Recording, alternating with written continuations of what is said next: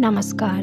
स्वागत है आपका शब्द बोलते हैं पर। आज की कहानी है सूरदास की झोपड़ी, जिसे लिखा है प्रेमचंद जी ने। तो चलिए सुनते हैं। रात के 2 बजे होंगे कि अकस्मात सूरदास की झोपड़ी से ज्वाला उठी।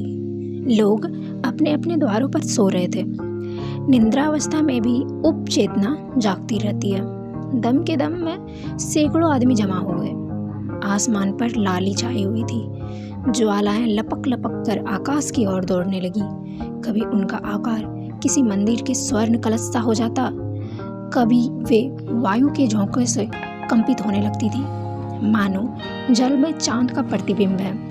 आग बुझाने का प्रयत्न किया जा रहा था, पर झोपड़े की आग ईर्ष्या की आग की भांति कभी नहीं बुझती।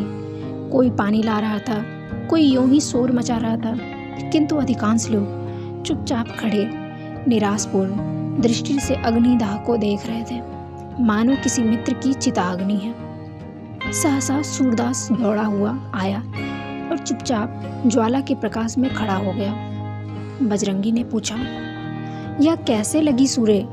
चूल्हे में तो आग नहीं छोड़ दी थी। सूरदास, झोपड़े में जाने का कोई रास्ता ही नहीं है। बजरंगी, अब तो अंदर बाहर सब एक हो गया है, दीवारें जल रही है। सूरदास, किसी तरह नहीं जा सकता। बजरंगी, कैसे जाओगे? देखते नहीं हो यहाँ तक लपटें आ रही है। जगधर, सूर्य, क्या आज चूल्हा ठंडा नहीं किया था? नायक राम, चूल्हा ठंडा किया होता तो दुश्मनों का कलेजा कैसे ठंडा होता? नायक राम, मैं जानता हूँ जिसने लगाई है, बिगाड़ ना दूँ तो कहना। ठाकुर दीन, तुम क्या बिगाड़ोगे? भगवान आप ही बिगाड़ देंगे। इसी तरह मेरे घर में चोरी हुई थी तो सब सुहा हो गया। जगधर, जिसके मन में इतनी खुटाई हो, भगवान उसका सत्यानाश कर दे। सूरदास, अब तो लपट नहीं आती। बजरंगी, हाँ, फूस जल गया, अब धरन जल रही है। सूरदास, अब तो अंदर जा सकता हूँ। नायक राम, अंदर तो जा सकते हो पर बाहर नहीं निकल सकते। चलो सो जाओ, जो होना था हो गया, पछताने से क्या होगा? सूरदास, हाँ, सो जाऊँगा, जल्दी क्या है। थोड़ी देर में रही सही आग भी बुझ गई। कुशल यह हुई कि और किसी के घर में आग ना लगी। सब लोग इस दुर्घटना पर आलोचनाएं करते हुए विदा हुए। सन्नाटा छा गया, किंतु सूरदास अब भी वहीं बैठा हुआ था। उसे झोपड़े के जल जाने का दुख ना था, बर्तन आदि के जल जाने का भी दुख ना था। दुख था उस पोटली का, जो उसकी उम्र भर की कमाई थी, जो उसके जीवन की सारी आशाओं का आधार थी, जो उसकी सारी यातनाओं और रचनाओं का निष्कर्ष थी। इस छोटी सी पोटली में उसका, उसके पितरों का और उसके नाम लेवा का उद्धार संचित था। यही उसके लोक और परलोक, उसकी दीन दुनिया का आशा दीपक थी। उसने सोचा, पोटली के साथ रुपये थोड़े ही जले गए होंगे। अगर रुपये भी पिघल गए होंगे तो चांदी कहाँ जाएगी? क्या जानता था कि आज यह विपत्ति आने वाली है। नहीं तो यही ना सोता। पहले तो कोई झोपड़ी के पास आता ही ना, और अगर आग लगाता भी तो पोटली को पहले ही निकाल लेता। सच तो यह है कि मुझे यहाँ रुपये रखने ही नहीं चाहिए थे, पर रखता कहाँ? मोहल्ले में ऐसा कौन है जिसे रखने को देता? हाय, पूरे 500 रुपये थे, कुछ पैसे ऊपर हो गए थे। क्या इसी दिन के लिए पैसे बटोर बटोर कर रखा था? खा लिया होता तो कुछ तस्कीन होती। क्या सोचता था और क्या हुआ? गया जाकर पितरों को पिंड देना का इरादा किया था। अब उनसे कैसे गला छूटेगा? सोचता था कहीं मिठवा की सगाई ठहर जाए तो कर डालूं, बहू घर में आ जाए तो एक रोटी खाने को मिले। अपने हाथों ठोक ठोक कर खाते एक जुग बीत गया। बड़ी भूल हुई। चाहिए था कि जैसे जैसे हाथ में रुपये आते एक एक काम पूरा करता जाता। बहुत पाँव फैलाने का यही फल है। उस समय तक राख ठंडी हो चुकी थी। सूरदास अटकल से द्वार की ओर झोपड़े में घुसा, पर 2-3 पग के बाद एकाएक पाँव फूबल में पड़ गया। ऊपर राख थी लेकिन नीचे आग। तुरंत पाँव खींच लिया और अपनी लकड़ी के राख को उल्टने पलटने लगा, जिससे नीचे की आग भी जल्द राख हो जाए। आधे घंटे में उसने सारी राख नीचे से ऊपर कर दी और तब फिर डरते डरते राख में पैर रखा। राख गर्म थी पर असहना थी। उसने उसी जगह की सीध में राख को टटोलना शुरू किया जहाँ छप्पर में पोटली रखी थी। उसका दिल धड़क रहा था। उसे विश्वास था कि रुपये मिले या ना मिले, पर चांदी तो कहीं गई नहीं होगी। सहसा वह उछल पड़ा। कोई भारी चीज हाथ लगी, उठा लिया, पर टटोल कर देखा तो मालूम हुआ ईंट का टुकड़ा है। फिर टटोलने लगा जैसे कोई आदमी पानी में मछलियाँ टटोले। कोई चीज़ हाथ ना लगी। तब तो उसने निराश होकर उतावली और अधीरता के साथ सारी राख छान डाली। एक एक मुट्ठी राख हाथ में लेकर देखी। लोटा मिला, तवा मिला, किंतु पोटली ना मिली। उसका वह पैर जो अब तक सीढ़ी पर था फिसल गया। अब वह अथाह गहराई में जा पड़ा। उसके मुख से सहसा एक चीख निकल आई। वह वहीं राख पर बैठ गया और बिलख बिलख कर रोने लगा। यह फूस की राख ना थी, उसकी अभिलाषाओं की राख थी। अपनी बेबसी का इतना दुख उसे कभी ना हुआ था। तड़का हो गया। सूरदास अब राख के ढेर को बटोरकर एक जगह कर रहा था। आशा से ज़्यादा दीर्घजीवी और कोई वस्तु नहीं होती। उसी समय जगधर आके बोला, सूर्य, सच कहना, तुम्हें मुझ पर तो शुभा नहीं है। सूर्य को शुभा तो था, पर उसने इसे छिपा कर कहा, तुम्हारे ऊपर क्यों शुभा करूँगा? तुमसे मेरी कौन सी अदावत थी?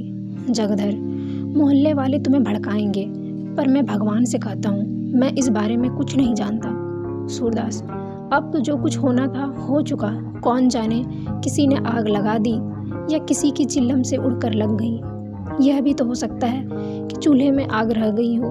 बिना जाने बुझे किस पर शुभा करूं? जगधर, इसी से तुम्हें चिता दिया कि कहीं सुबह मैं भी ना मारा जाऊं। सूरदास, तुम्हारी तरफ से मेरा दिल साफ है। जगधर को भैरव की बातों से अब यह विश्वास हो गया कि यह उसी की शरारत है।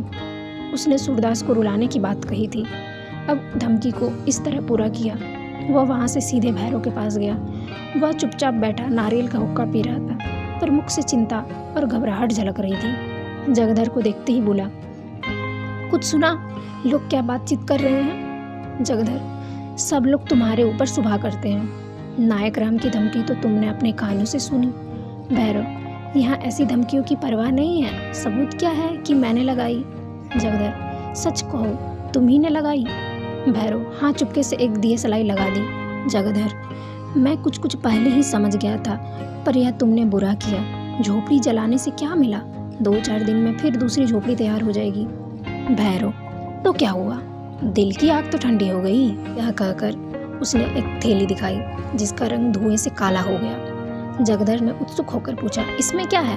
अरे, इसमें तो रुपये भरे हुए हैं। भैरव, यह सुभागी को भगा ले जाने का जरीमाना है। जगधर, सच बताओ, ये रुपये कहाँ मिले? भैरव, उसी झोपड़ी में बड़े जतन से धरन की आड़ में रखे हुए थे। पाजी रोज राहगीरों को ठग ठग कर पैसे लेता था और इसी थैली में रखता था। मैंने गिने हैं, 500 से ऊपर हैं। ना जाने कैसे इतने रुपये जमा हो गए। बच्चों को इन्हीं रुपयों को गर्मी थी, अब गर्मी निकल गई। अब देखूं किस बल पर उछलते हैं। बिरादरी को भोज भात देने का सामान हो गया, नहीं तो इस वक्त रुपये कहाँ मिलते। आजकल तो देखते ही हो, बल मटेरों के मारे बिक्री कितनी मंदी है। जगधर, मेरी तो सलाह है कि रुपये उसे लौटा दो। बड़ी मशक्कत की कमाई है, हजम ना होगी। जगधर दिल का खोटा आदमी नहीं था, पर इस समय उसने यह सलाह उसे नेक नियति से नहीं, हसद से दी थी। उसे यह आशा था कि भैरव के हाथ इतने रुपये लग जाएं। भैरव आधे रुपये उसे दे देता तो शायद उसे तसक्किन हो जाती, पर भैरव से यह आशा ना की जा सकती थी। बेपरवाही से बोला, मुझे अच्छी तरह हजम हो जाएगी। हाथ में आए हुए रुपये को कौन लौटाता है? उसने तो भीख मांगकर ही जमा किए हैं, गेहूं तो नहीं तोला था। जगधर, पुलिस सब खा जाएगी। भैरव, सूर्य पुलिस में ना जाएगा, रोध होकर चुप हो जाएगा। जगधर, गरीब की हाय बड़ी जानलेवा होती है। भैरव, वह गरीब है, अंधा होने से ही गरीब हो गया। जो आदमी दूसरों की औरतों पर डोरे डाले, जिसके पास सैकड़ों रुपये जमा हो, जो दूसरों को रुपये उधार देता हो, वह गरीब है। गरीब जो कहो तो हम तुम हैं। घर में ढूंढाओ, 1 रुपया ना निकलेगा। ऐसे पापियों को गरीब नहीं कहते। अब भी मेरे दिल का कांटा नहीं निकला। जब तक उसे रोते ना देखूंगा, यह कांटा ना निकलेगा। जिसने मेरी आबरू बिगाड़ दी, उसके साथ जो चाहे करो, मुझे पाप नहीं लग सकता। जगधर का मन आज खोंचा लेकर गलियों का चक्कर लगाने में ना लगा। छाती पर सांप लौट रहा था। इसे दम के दम में इतने रुपये मिल गए, अब मौज उड़ाएगा। तकदीर इस तरह खुलती है। यहाँ कभी पड़ा हुआ पैसा भी ना मिला। पाप पुण्य की कोई बात नहीं, मैं ही कौन दिन भर पुण्य किया करता हूँ। दमड़ी, छदाम, कौड़ियों के लिए टैनी मारता हूँ। बाट खोटे रख लेता हूँ। तेल की मिठाई को घी ही कहकर बेचता हूँ। ईमान गंवाने पर भी कुछ नहीं लगता। जानता हूँ यह बुरा काम है, पर बाल बच्चों को पालना भी तो जरूरी है। इसने ईमान खोया तो कुछ लेकर खोया। गुनाह बेलज्जत नहीं रहा। अब 2-3 दुकानों को और ठेका ले लेगा। ऐसा ही कोई माल मेरे हाथ भी पड़ जाता तो जिंदगानी सफल हो जाती। जगधर के मन में ईर्ष्या का अंकुर जमा। वह भैरव के घर से लौटा तो देखा कि सूरदास राख को बटोरकर उसे आटे की भांति गूंथ रहा है। सारा शरीर भस्म से ढका हुआ है और पसीने की धारें निकल रही है। बोला, सूर्य क्या ढूंढते हो? सूरदास, कुछ नहीं, यहाँ रखा ही क्या था, यही लोटा तवा देख रहा था। जगधर, और वह थैली किसकी है जो भैरव के पास है? सूरदास चौंका। क्या इसलिए भैरव आया था? जरूर यही बात है। घर में आग लगाने के पहले रुपये निकाल लिए होंगे, लेकिन अंधे भिखारी के लिए दरिद्रता इतनी लज्जा की बात नहीं है जितना धन। सूरदास जगधर से अपनी आर्थिक हानि को गुप्त रखना चाहता था। वह गया जाकर पिंडदान करना चाहता था, मिठुआ का ब्याह करना चाहता था, कुआं बनवाना चाहता था, किंतु इस ढंग से कि लोगों को आश्चर्य हो कि इसके पास इतने रुपये आए कहाँ से। लोग यही समझे कि भगवान दीन जनों की सहायता करते हैं। भिखारियों के लिए धन संचय पाप संचय से कम अपमान की बात नहीं है। बोला, मेरे पास थैली वैली कहाँ होगी? किसी की थैली होती तो भीख मांगता। जगधर, मुझसे उड़ते हो? भैरव मुझसे स्वयं कह रहा था कि झोपड़े में धरन के ऊपर यह थैली मिली। 500 रुपये से कुछ बेसी है। सूरदास, वह तुमसे हंसी करता होगा। 5.5 रुपये तो कभी जुड़े ही नहीं, 550 कहाँ से आते? इतने में सुभागी वहाँ आ पहुँची। रात भर मंदिर के पिछवाड़े अमरूद के बाग में छिपी बैठी थी। वह जानती थी आग भैरव ने लगाई है। भैरव ने उस पर जो कलंक लगाया था उसकी उसे विशेष चिंता ना थी, क्योंकि वह जानती थी किसी को इस पर विश्वास ना आएगा। लेकिन मेरे कारण सूरदास का यूं सर्वनाश हो जाए, इसका उसे बड़ा दुख था। वह इस समय उसको तस्कीन देने आई थी। जगधर को वहाँ खड़े देखा तो झिझकी, भय हुआ कहीं यह मुझे पकड़ ना ले। जगधर को वह भैरव ही का दूसरा अवतार समझती थी। उसने प्रण कर लिया, अब भैरव के घर ना आऊंगी, अलग रहूंगी और मेहनत मजदूरी करके जीवन का निर्वाह करूंगी। यहाँ कौन लड़के रो रहे हैं, एक मेरा ही पेट उसे भारी है ना। अब अकेले ठोके और खाए और बुढ़िया के चरण धो धो कर पिए। मुझसे तो यह नहीं हो सकता। इतने दिन हुए इसने कभी अपने मन से धेले का सिंदूर भी ना दिया होगा, तो मैं क्यों इसके लिए मरूं। वह पीछे लौटना ही चाहती थी कि जगधर ने पुकारा, सुभागी कहाँ जाती है? देखी अपने खसम की करतूत। बेचारे सूरदास को कहीं का ना रखा। सुभागी ने समझा मुझे झांसा दे रहा है, मेरे पेट की थाह लेने के लिए यह जाल फेंका है। व्यंग से बोली, उसके गुरु तो तुम ही हो, तुम्ही ने मंत्र दिया होगा। जगधर, हाँ यही मेरा काम है। चोरी डाका ना सिखाऊं तो रोटियां क्यों कर चले।